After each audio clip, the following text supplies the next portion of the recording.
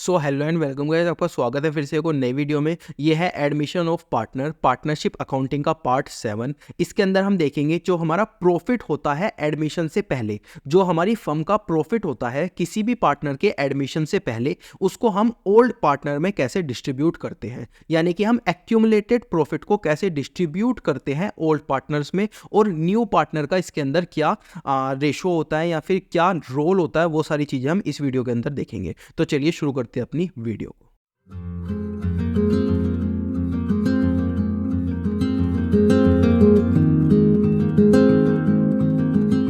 तो अब एक नया कॉन्सेप्ट हमारे पास आता है, adjustment for accumulated profit and losses. इसका मतलब क्या होता है देखते हैं।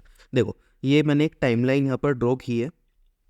सबसे पहले मैंने यहाँ पर लिखा अप्रैल 2013।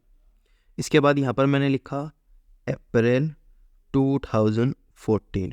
इसके बाद यहाँ पर मैंने लिखा अप्रैल 2015 और इसके बाद यहाँ पर लिखा अप्रैल 2016। ओके, अब ये मैंने क्यों लिखे, देखो सबसे पहले तो मैंने ये एक एक साल के गैप में लिखे, ठीक है, एक एक साल के गैप में लिखे, यानी कि इसके बीच में कितने साल आते हैं हमारे, कितने फाइनेंशियल ईयर आते हैं। सबसे पहला फाइनेंशियल ईयर यहाँ पे आया, दूसरा यहाँ पर आया और तीसरा यहाँ पर आया, ठीक है। अब मैं ना इसको दो पार्ट में डिवाइड कर लूँगा। सबसे पहले तो मैंने इसको एक पार्ट में डिवाइड कर लिया और दूसरा मैं इसको एक पार्ट में डिवाइड कर लूँगा।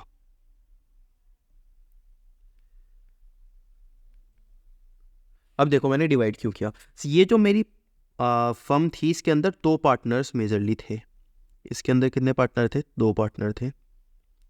ये मेरी फर्म कुछ इस तरीके से दिखती थी, ठीक है। इसके बाद ये जो पार्टनर थे, इन्होंने एक पार्टनर को एडमिट कर लिया। कब कर लिया? एक पार्टनर को इन्होंने एडमिशन कर लिया, एक पार्टनर का, यानी कि एक पार्टनर इंक्रीज कर दिया। कौन सी डेट को इंक्रीज किया है? इस डेट को इंक्रीज किया है। कौन सी डेट को इंक्रीज किया है? इस डेट को इंक्रीज किया है। तो आपको सामने सामने दो पीरियड दिख रहे हैं। एक तो ये वाला पीरियड दिख रहा है जिसके अंदर केवल दो पार्टनर्स हैं, और एक ये वाला पीरियड दिख रहा है जिसके अंदर मेजरली तीन पार्टनर्स हैं किसी भी इस वाली फर्म के अंदर, ठीक है।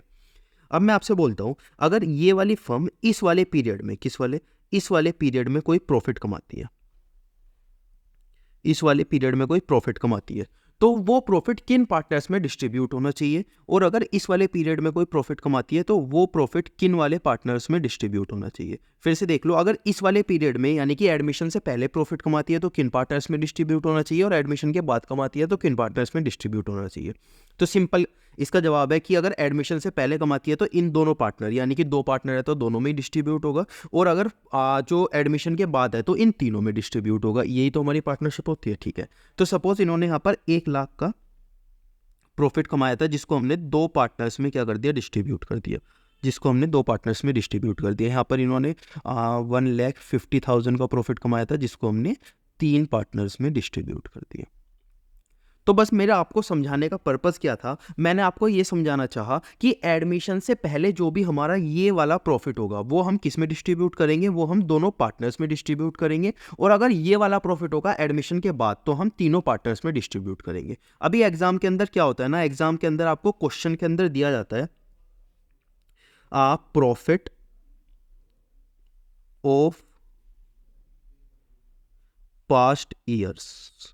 आपको क्या दिया जाता है? प्रॉफिट ऑफ पास्ट ईयर्स दिया जाता है। कितने रुपए? सपोज 1 लाख रुपए आपको दिया हुआ है प्रॉफिट ऑफ लास्ट ईयर। तो आपको क्या करना पड़ता है ना, ये वाला प्रॉफिट ओल्ड पार्टनर्स में बांटना पड़ता है। ये वाला प्रॉफिट क्या करना पड़ता है? ओल्ड पार्टनर्स में बांटना पड़ता है। तो कैसे बांटते हो आप? सबसे पहले तो जो भी आपको प्रॉफिट दिया हुआ है यहाँ पे आप प्रॉफिट लिखते हो, उसके बाद टू पार्टनर्स या फिर ओल्ड पार्टनर्स कैपिटल अकाउंट, और यहाँ पर जितना भी अमाउंट आ जाता है, जितना भी उनके रेशो के हिसाब से अमाउंट बैठता है, वो वाला आप क्या कर देते हो? बांट देते हो, ठीक है।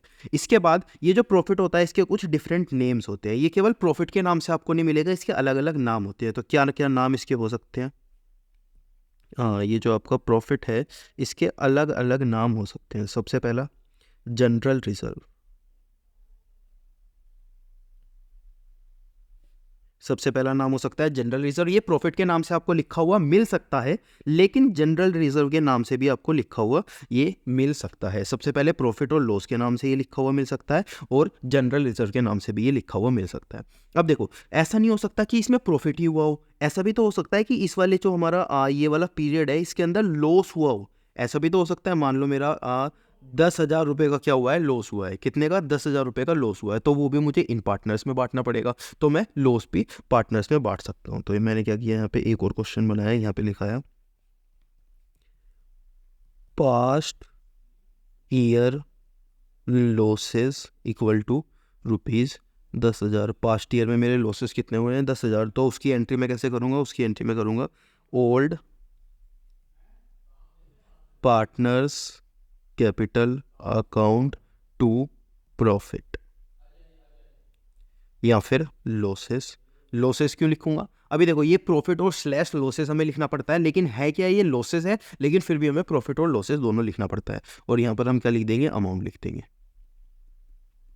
तो इस तरीके से हमारे क्या हो जाएंगे, दोनों एंट्री हमने सोल्व कर ली। और ये जो लॉस है ये भी क्या आ सकता है, डिफरेंट डिफरेंट नाम से आ सकता है, जैसे कि प्रॉफिट डिफरेंट नाम से आ सकता था, तो लॉस किसके नाम से आ सकता है, एक तो सबसे पहले लॉस क्या आ सकता है, अपने नाम से आ सकता है प्रॉफिट, और लॉस के नाम से आ सकता है। और क्या ये जनरल रिजर्व के नाम से आ सकता है, तो ये जनरल रिजर्व के नाम से नहीं आ सकता, ये सिर्फ और सिर्फ किसके नाम से आ सकता है, प्रॉफिट या फिर लॉस के नाम से आपको लिखा हुआ मिलेगा, किसके अंदर, क्वेश्चन के अंदर। तो इस तरीके से दो एंट्री आपको करनी पड़ेगी, और ये कौन से रेशो में हम करेंगे, ओल्ड रेशो में, ऑफ कोर्स। कौन से रेशो में, ओल्ड रेशो में हमें ये वाली चीज़ें बांटनी पड़ेगी।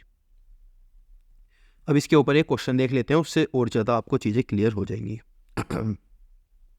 क्वेश्चन नंबर इलस्ट्रेशन 23 हमारे पास आती है, Rajendra and Surendra are partner in a firm sharing profit and loss 4:1 में प्रॉफिट और लॉस बांटते हैं, ठीक है।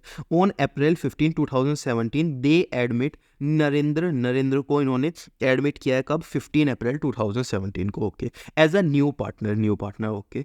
On that date there was a balance of 20,000 in general reserve, यानी कि जनरल रिजर्व का बैलेंस कितना दिया हुआ है हमें, 20,000 रुपीज बैलेंस दिया हुआ है, किसका, जनरल रिजर्व का।